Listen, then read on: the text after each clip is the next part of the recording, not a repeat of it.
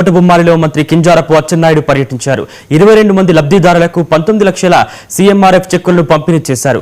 CMRF నిధుల ద్వారా ఇప్పటి వరకు 300 మందికి 3 కోట్ల రూపాయల పంపిణీ చేశామని మంత్రి తెలిపారు. గత ప్రభుత్వం వైద్య రంగంపై దృష్టి పెట్టలేదని ఆరోపించారు. సీఎం సహాయ నిధి పేదల సంక్షేమానికి అండగా నిలుస్తుందని చెప్పారు. అనంతరం నందిగామ మండలంలో స్వచ్ఛరథం పంపిణీ చేశారు మంత్రి అచ్చెన్నాయుడు.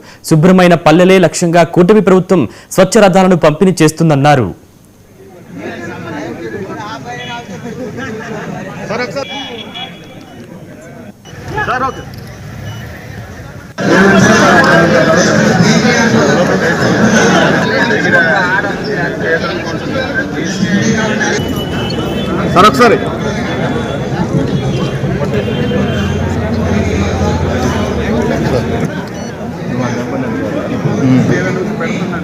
ఒకసారి సార్